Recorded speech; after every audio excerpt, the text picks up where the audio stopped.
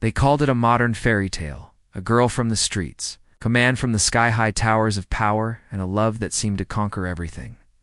Vivian and Edward rode off into the sunset as the music swelled, the city glittered, and the credits rolled. But real life doesn't stop when the camera cuts to black. What if that perfect ending wasn't the end at all? What if behind the smiles and the limousine ride, there was another story waiting to be told, one that Hollywood never showed us? Before we can talk about what might have happened after the fairy tale, we have to remember why we fell for it in the first place. Pretty Woman wasn't just another romantic comedy, it was lightning in a bottle. In 1990, Julia Roberts played Vivian Ward, a Hollywood sex worker with a heart full of humor, honesty, and hope. Richard Gere was Edward Lewis, a powerful businessman who bought and sold companies for a living but couldn't seem to buy a reason to smile. Their worlds couldn't have been more different, hers full of survival and street smarts. His built on wealth and control. When Edward pulled over in his silver Lotus sports car on Hollywood Boulevard, it wasn't just the start of a love story, it was the crossing of two lives that never should have met. He paid her for a week of companionship, but somewhere between business dinners, shopping sprees, and rooftop laughs, something real began to form. Vivian found herself treated like a person for the first time in years, and Edward, behind his polished suits, found something he didn't know he was missing: warmth, joy, and humanity. By the time the movie reached its final scene, Edward climbed the fire escape, flowers in hand, declaring his love like a knight rescuing a princess. Vivian, glowing with a mix of disbelief and joy, leaned down to kiss him as the music swelled. It must have been love echoing through the final frames. It was a moment that felt pure, magical, and complete. But here's the thing. Fairy tales end with happily ever after. Real life doesn't. What happens when the fantasy meets Monday morning reality? What happens when the limo drives away and two people from different worlds actually have to live together? That's where the story really begins. The fairy tale ended at the top of a fire escape. But love doesn't stay suspended in the clouds forever. Eventually, every story has to come down to earth. For Vivian and Edward, real life began the morning after. No cheering crowds, no romantic soundtrack, just two very different people staring at each other across a breakfast table, wondering what came next. At first, maybe it was beautiful. They were in love and everything felt new. Vivian was living in a world she used to only see through store windows. Elegant dinners, silk dresses, polite smiles. Edward was finally smiling again, learning to slow down, to look at life instead of just measuring it in profits and losses. But slowly, the cracks began to show. It wasn't anyone's fault. It was simply reality knocking on the door of a dream. Vivian's laughter. That didn't quite fit in Edward's quiet penthouse. His business calls didn't stop just because she wanted to talk. The world outside didn't forget who she used to be. Whispers followed her in fancy restaurants. Curious eyes judged her at galas, and though Edward tried to shield her, she could feel it, that invisible line between who she was and who people thought she should be. Edward, too, began to change under the weight of expectation. He loved Vivian, yes, but he also had a company to run, investors to please, an image to protect. Love doesn't erase a lifetime of habits. And soon his walls began to rise again, the same walls Vivian had helped him tear down. She wanted freedom, adventure, something real. He wanted peace, order, and control. It wasn't that they stopped loving each other. It was that the fairy tale didn't teach them how to live in the real world. They came from different stories, and when the magic faded, they realized they didn't always speak the same language. Maybe they tried to make it work: long walks in the park, quiet dinners where they pretended not to feel the silence growing between them. But love, no matter how beautiful, can't survive on memories alone. And so, while the world kept believing in their happy ending, maybe Vivian and Edward were quietly learning that some fairy tales don't end, they simply evolve. Because sometimes, love's greatest truth isn't about staying together forever. It's about changing each other forever. Every great love story leaves people wanting more. After Pretty Woman became a worldwide phenomenon, fans begged for a sequel.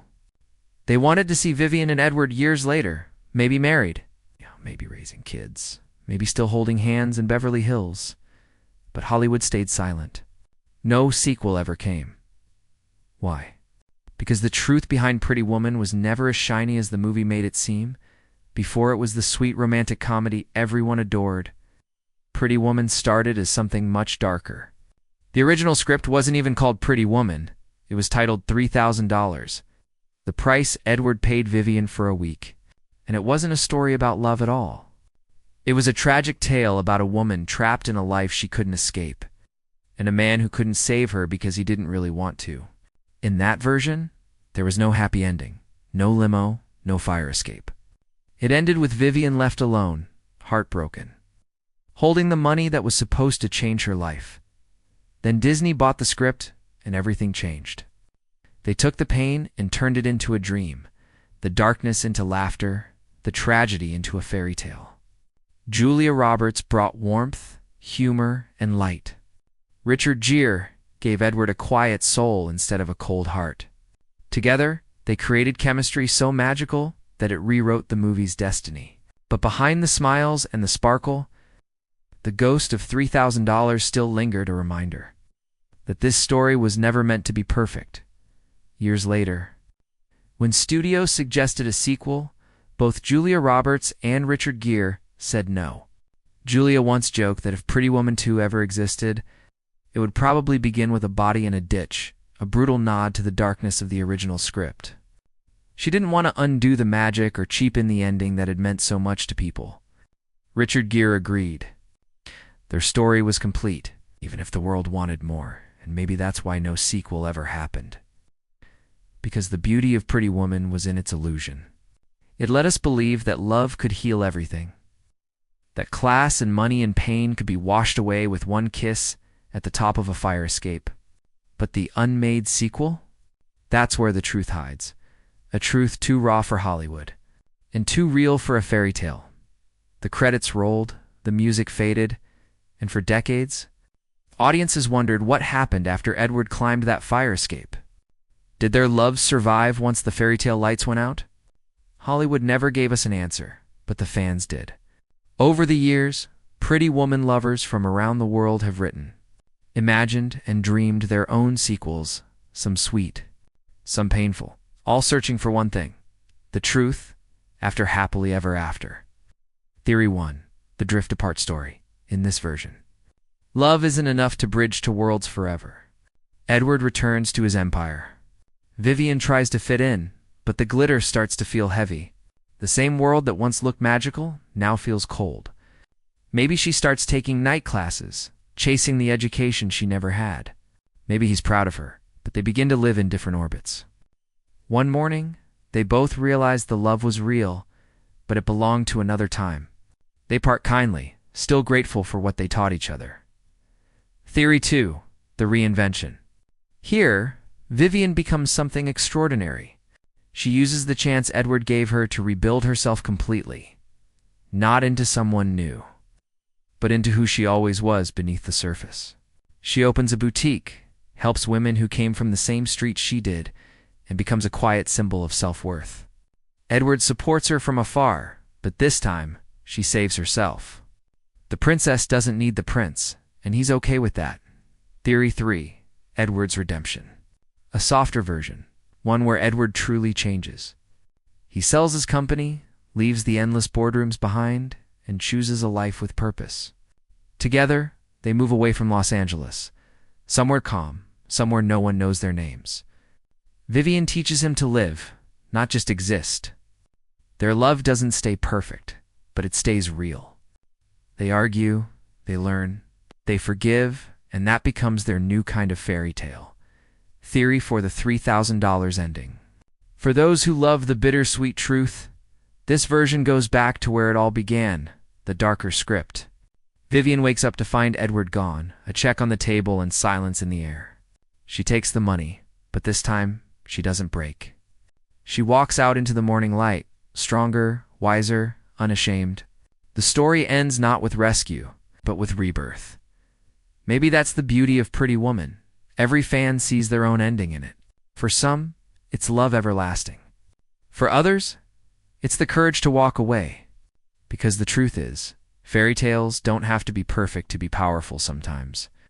The happy ending is simply learning that you deserve one. Imagine Pretty Woman in 2025, no shiny Lotus sports car gliding down Hollywood Boulevard. No payphone calls or whispered goodbyes. Instead, it's the glow of smartphone screens, paparazzi drones, and a world where everyone's story is public before they even finish living it. If Vivian and Edward met today, their fairy tale would look very different. Not because love has changed, but because we have. Vivian wouldn't be a mystery in red anymore. She'd be a trending hashtag. The internet would know her name before Edward even learned her favorite song. Comment sections would dissect her past. Talk shows would debate her worth, and strangers would decide if her love. The story was real or just another scandal. The same charm that made her human in 1990 would make her viral now in that kind of spotlight. Doesn't fade easily. Edward, too, would be different. He wouldn't be a cold corporate raider buying companies. He'd be a tech billionaire, living in glass towers and coded emotions. His empire wouldn't deal in factories and steel, but in data and algorithms. A man who builds the future but doesn't know how to live in the present. And maybe, just like before, he'd find himself lost one night, scrolling through a life he can't feel until he meets someone who reminds him what real looks like. But in this new world, Vivian wouldn't need saving. Maybe she runs her own online boutique, posts late-night videos about self-worth, and helps other women rebuild their confidence. Maybe she meets Edward not because he hires her, but because they collide in a world too fast for either of them to breathe. This time, it's not about money or status. It's about connection to people, trying to find something true in a time where everything feels filtered. Their love story wouldn't be about rescue. It would be about recognition, two broken souls, realizing that sometimes the most romantic thing you can do is see someone for who they really are. No penthouse endings, no polished perfection. Just love that dares to exist in a world that measures worth in followers and fame. If Pretty Woman were written today, maybe it wouldn't end with Edward climbing a fire escape. Maybe it would end with them walking side by side through a city that never stops watching, unashamed, unfiltered, and still choosing each other anyway. Because the modern fairy tale isn't about being saved. It's about being seen. Maybe the reason Pretty Woman still lives in our hearts isn't because of the clothes, it's the music or the kiss at the end. It's because it reminds us of something we all secretly hope for, that someone might look at us, see our scars, and still call us beautiful. Beneath the laughter and the luxury, that's what the story was always about. Not money, but power, not even romance, but worth. Vivian wasn't waiting to be saved. She was waiting to be seen. Every time she smiled through the pain, every time she joked to hide her fear, she was whispering a truth we all understand, that sometimes it's not the world that traps us, but the way we think the world sees us. And Edward, for all his money and control, was just as lost. He didn't buy her time because he wanted her body. He bought it because he didn't know how to ask for company. That's why their story hit so deep. Because when Edward climbed that fire escape, it wasn't just a romantic gesture. It was a symbol. A man who had spent his whole life looking down finally decided to look up, to rise above his fears, his past, and his pride. And when Vivian reached for him, she wasn't being rescued. She was choosing love, choosing herself, choosing a life she once thought she didn't deserve. Maybe that's why no sequel was ever needed. Because Pretty Woman didn't end with happily ever after. It ended with hope. Hope that people can change, that love can heal, and that no one's story has to stay written in pain. The magic wasn't in the limousine or the diamonds.